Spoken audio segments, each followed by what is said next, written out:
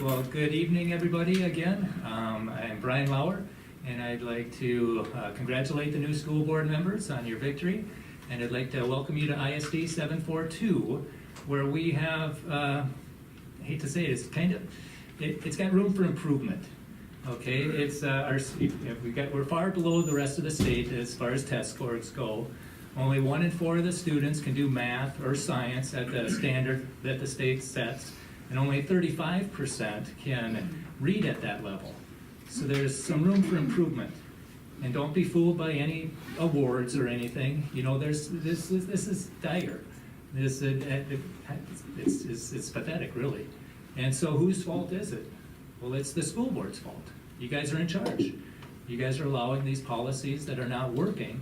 And so hopefully things change, and I'm here to help.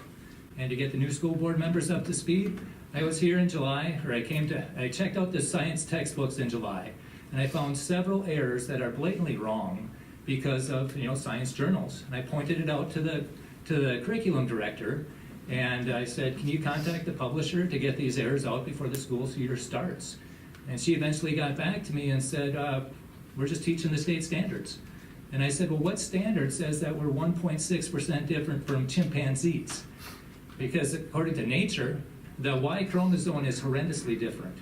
And a PhD geneticist says, yeah, it's 57% different. So why are we teaching that? I did not hear back from the curriculum director, but the superintendent emailed me and said that they've contacted a law firm in their response. It's like, why would you contact a law firm? Just contact the publisher and ask them about this information. And so I went to the school board meeting and I asked the school board members, would any of you contact the publisher to point out these errors? And I don't know if it was discussed or not, but I found out later that the superintendent informed the school board that the curriculum director was working on it with me. I mean, think that through. If that was accurate, I wouldn't have to go to the school board meeting.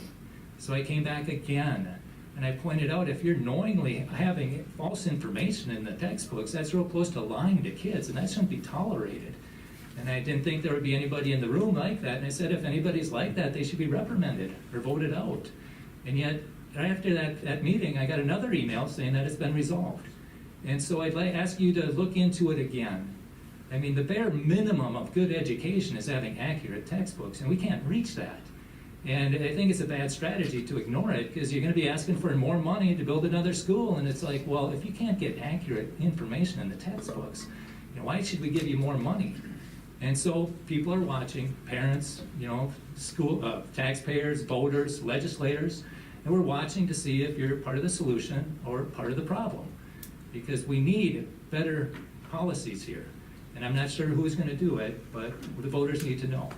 Are you part of the problem or part of the solution? And again, I'm here to help.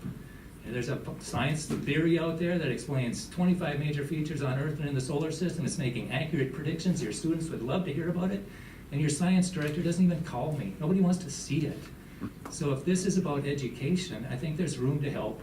You talk about building good relationships with families. Well, nobody's reached out to me. Nobody wants to see the errors that I found. Nobody wants to see the sources that I found. And again, and who's suffering? It's our kids and our taxpayers. We're not getting our money's worth. So again, my name is Brian Lauer. I'll be emailing all of you so you have my contact information.